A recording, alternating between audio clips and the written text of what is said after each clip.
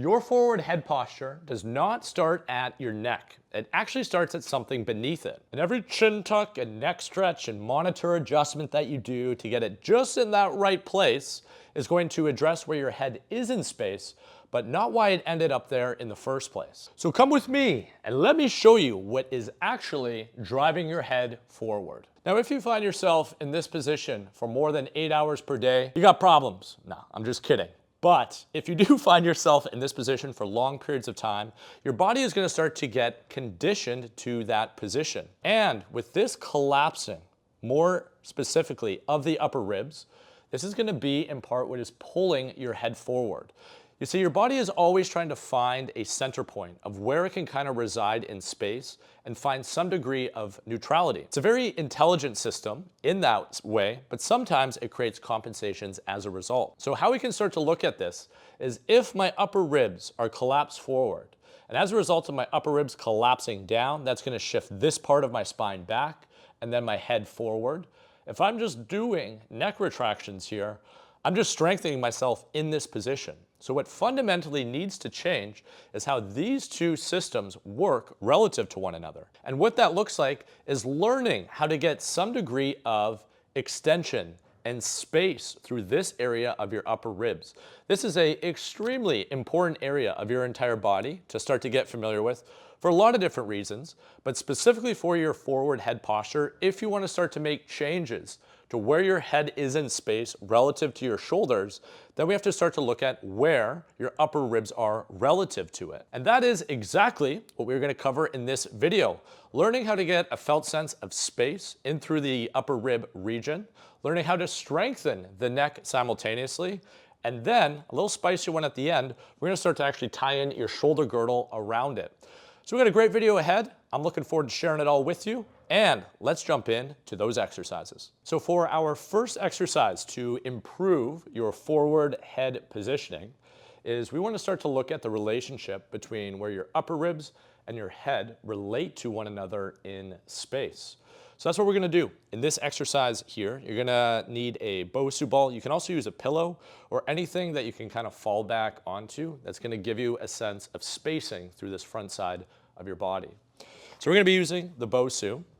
What we're going to do is start by lying down on it so you can start to come back onto that. And I'm going to suggest at home, imagine the middle of your back being right at that center point of the Bosu. We're going to start with just some degree of flexion here, kind of in a rounded position, as if we're coming into the forward head positioning. And at home, you can just follow along with my cueing here as best as you can. So now that you have yourself set up positionally, you're going to slowly start to fall back as your arms are starting to track overhead. So when you're ready, Billy, you can start to fall back. The arms are going overhead. The head is going to be falling a little bit with that. So we are going to be getting a little bit of extension, and then we're going to do a hold here. So we're just going to work on creating a sense of space through the upper ribs while the head and the deep neck flexors are remaining active in this position. After about 5 to 10 seconds, keeping the breath smooth, the arms are going to start to slowly come back forward, and you're going to start to come back into this crunching motion. And what you're going to feel here is some front body feedback as you go through that contraction. We're going to maintain that, and we're going to go through this one more time. So let's start to fall back. The arms are going to be tracking overhead. Sense that your upper ribs or the area around your collarbones is rising. And the Bosu ball is really nice for this because it kind of gives you that natural curve. Keeping some of that tone and tension through the deep core, continuing to breathe smoothly, and we'll smoothly start to close that off through the front body as the arms come forward. And you can take a break there.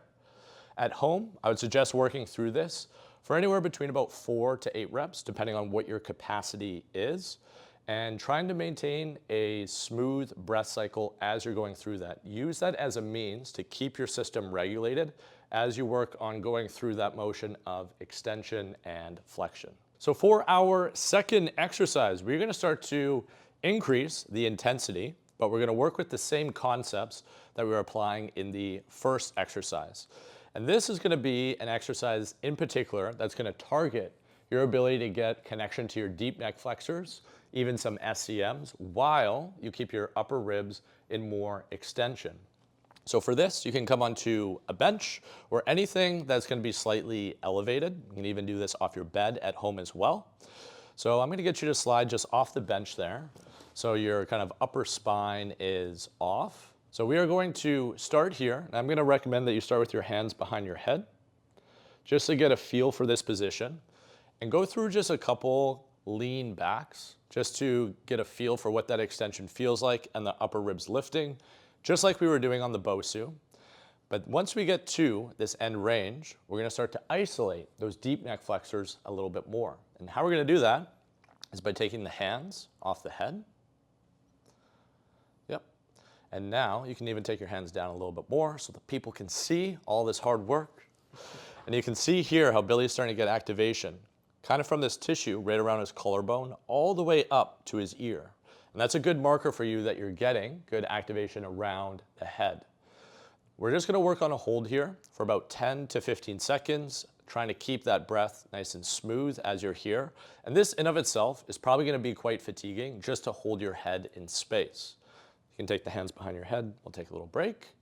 So that'll be the first one that we're going to work through. The progression to this is going to be linking what it is that we were doing on the Bosu ball with this feedback that you're creating isometrically around your deep neck flexors. So let's take the hands off the head.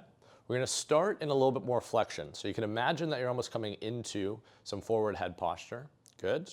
So we have this space closed off. And now at home, what I want you to try to sense is this area of your body. Your upper ribs are going to be lifting at the same time that your head starts to tilt back. So when you're ready, Billy, the head can start to fall. The upper ribs are going to be lifting with that.